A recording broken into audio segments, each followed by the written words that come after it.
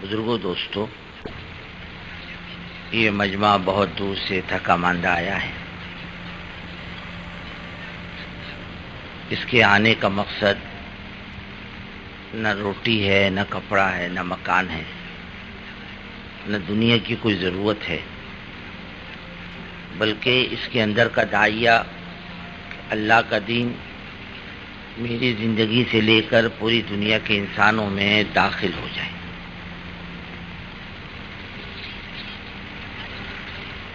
اور یہ بہت بڑا مقصد ہے، معمولی مقصد نہیں ہے۔ اللہ تعالیٰ اس مقصد کے لیے سب سے افضل ترین مخلوق کو بھیجا کرتا تھا، انبیاء علیہ السلام۔ یعنی اللہ کے نزدیک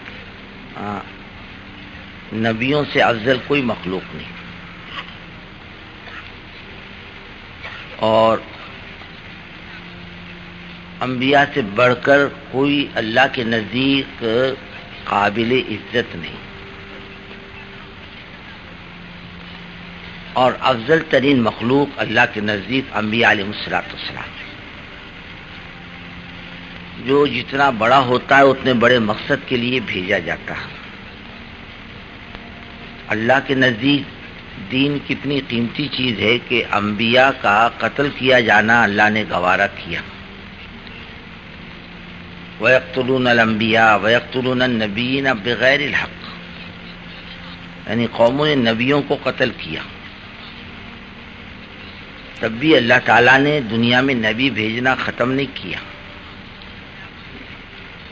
بلکہ انبیاء علیہ السلام کو اللہ دنیا میں بھیجتے رہے۔ اور سب سے آخری نبی حضرت محمد صلی اللہ علیہ وسلم،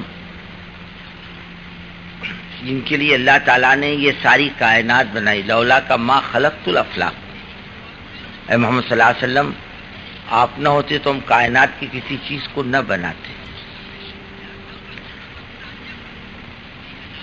ایسے نبی کو بھی اللہ نے دین کے کام کے لیے بھیجا، کہا ہم سب گوارا کریں گے، لیکن دین کے کام میں فرق آ جائے اس کو ہم گوارا نہیں کریں گے۔ محنت، مشقت، مجاہدہ، فاقہ، تکلیفوں کا اٹھانا گوارا ہے ہم کو۔ اس لیے آپ کو کوئی ایسی روایت نہیں ملے گی کہ ہمارے نبی صلی اللہ علیہ وسلم کے گھر میں فاقہ تھا، تم نے کیا کیا؟ ہمارے نبی صلی اللہ علیہ وسلم کے پاس کپڑے نہیں تھے، تم نے کیا کیا؟ مکان سیدھا سادہ تھا، تم نے کیا کیا؟ یہ نہیں ملے گا، بلکہ دین کے کام میں کہیں کمی بیشی آئی اس پر تنبیہ ملے گی آپ کو۔ ایک آدمی آیا اللہ کے رسول صلی اللہ علیہ وسلم کے پاس، کہ حضرت وہ میرا فلانا کام ہے، فرمایا کل آؤ۔ دوسرے دن بھی کام نہیں بنا، تیسرے دن بھی نہیں بنا، اس پر آیت نازل ہوئی، وَلَا تَقُولَنَّ لِشَيْءٍ إِنِّي فَاعِلٌ ذَلِكَ غَدًا إِلَّا أَن يَشَاءَ اللَّهُ۔ اے محمد صلی اللہ علیہ وسلم، یہ کیوں کام میں کروں گا، کل میں کروں گا، یہ کیوں نہیں کہا انشاءاللہ ہم کریں گے؟ اس پر تنبیہ ہوئی۔ اس پر تنبیہ ہو رہی کہ بدر کے قیدیوں کے بارے میں جو مشورے ہوئے، جس میں مشورے آئے کہ فدیہ لے کے چھوڑ دو، جیسے حضرت ابوبکر صدیق کی رائے تھی فدیہ لے کے چھوڑ دو، حضرت عمر کی رائے یہ تھی کہ ہمارے اپنے رشتہ دار ہیں، حوالے کر دو ہر ایک رشتہ دار کو اس کے رشتہ دار کے، تاکہ ہر رشتہ دار اپنے ہاتھوں سے اپنے رشتہ دار کی گردن چھانٹ دے، اور لوگوں کو پتہ چل جائے کہ ہم دودھ اور خون کے رشتے سے نکل کر ایمان کے رشتے پر جڑ گئے ہیں۔ حضرت خالد بن سعید نے کہا حضور ان کو جنگل میں ڈھکیل دو اور چاروں طرف انگار لگا دو، ہم کو ان سے کوئی ہمدردی نہیں۔ حضرت ابوبکر صدیق سے ان کے بیٹے حضرت عبد الرحمن نے کہا، جو ابھی تک ایمان نہیں لائے تھے، کہ ابا جان اب کئی مرتبہ میرے تلوار کی زد پر آئے، میں نے باپ سمجھ کے چھوڑ دیا۔ فرمایا بیٹے اللہ کی قسم تو میری تلوار کے زد پر آتا، تجھے بیٹا سمجھ کے معاف نہیں کرتا، میں تیری گردن چھانٹتا۔ فیصلہ نافذ ہو گیا، قیدی چھوڑ دیے گئے۔ اس پر تنبیہ آ رہی اللہ کی طرف سے، قیدی کیوں چھوڑے؟ اس پر تنبیہ آ رہی۔ کچھ لوگوں نے گھر جانے کی اجازت مانگی، اللہ نے رسول صلی اللہ علیہ وسلم نے فرمایا اچھا جاؤ۔ اس پر تنبیہ آ رہی، عفا اللہ عنک لما اذنت لهم، چلو معاف کر دیا، کیوں اجازت دی گھر جانے کی؟ اللہ کے راستے سے واپس کیوں کیا، کیوں چھوڑا ان کو؟ اس پر تنبیہ آ رہی۔ لیکن دنیاوی معاملات میں کوئی تنبیہ نہیں، یہاں فاقہ ہو رہا، یہاں تنگی ہو رہی، یہاں کھانے کو نہیں، اور صحابہ بھوک سے صف کے صف گر جا رہی، نہیں، سب چیزیں ہم کو گوارا ہے، لیکن دین کے اندر دین کے کام میں فرق آ جائے یہ ہم کو پسند نہیں۔ اب سے اندازہ لگاؤ، اللہ کے رسول صلی اللہ علیہ وسلم دنیا سے جاتے میں بھی امت کو حرکت کی حالت میں چھوڑ کر گئے، اپنی جگہ پر نہیں چھوڑا، حضرت اسامہ کو روانہ کر کے چھوڑا، فرمایا جاؤ۔ جب آپ کی طبیعت بگڑی حضرت اسامہ رضی اللہ تعالیٰ عنہ نے ملاقات کی اجازت چاہی تو اجازت نہیں دی، فرمایا نہیں، باہر ہی رہو، اندر آنے کی اجازت نہیں۔ حضرت عبداللہ ابن رواحہ رضی اللہ تعالیٰ عنہ کو امیر بنایا اور اللہ کے راستے میں جانے کے لیے، اور فرمایا عبداللہ شہید ہو جائیں تو فلاں، فلاں شہید ہو جائے تو فلاں، اس کے بعد میں کوئی بھی جھنڈا اٹھا لے۔ ایک یہودی کھڑا تھا، فرمایا اس ترتیب سے یہ لوگ شہید ہوں گے، نبی کی زبان سے جو بات نکلتی ہے اللہ اسے پورا کرتا ہے۔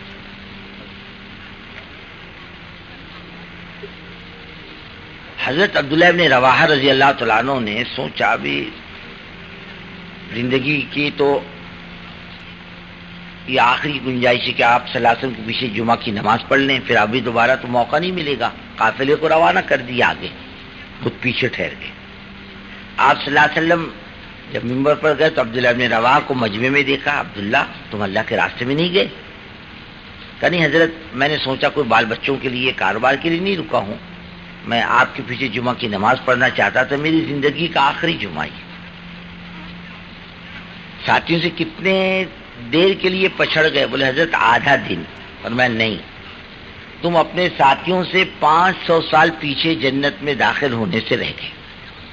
تمہارے ساتھی 500 سال پہلے جنت میں داخل ہوں گے اور تم 500 سال پیچھے داخل ہوں گے۔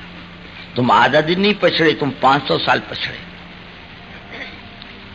تبوک میں کوئی لڑائی نہیں، کوئی مقابلہ نہیں، لیکن کسوٹی بنا کسوٹی۔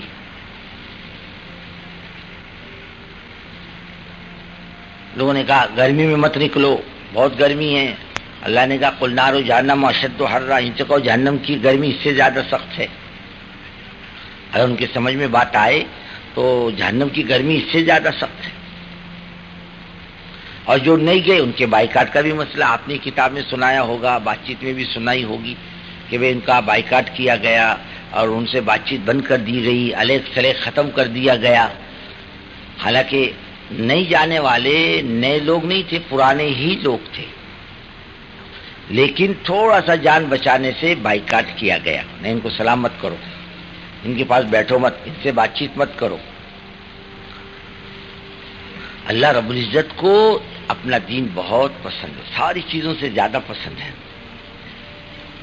اس لیے اللہ کی طرف سے جتنے وعدے ہیں وہ دین پر اور دین کی محنت پر، یعنی کیا ملے گا اس کا کوئی اندازہ نہیں کر سکتا اللہ کی طرف سے۔ اور پھر یہ بے دینی کے زمانے میں،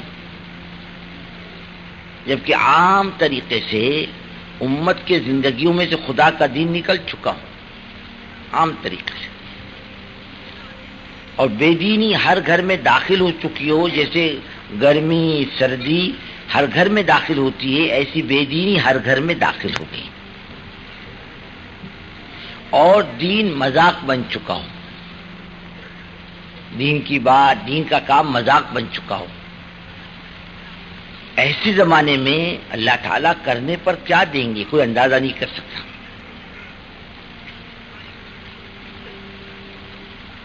اس لیے بزرگوں، ایک موقع اللہ نے زندگی میں دیا ہے کرنے کا، یہ سیزن بار بار نہیں ملے گا، اور صرف یہ نہیں کہ میں اپنی ذات سے دیندار بن جاؤں، بلکہ دین جو زندگیوں میں سے نکل چکا ہے یہ پھر کیسے داخل ہو۔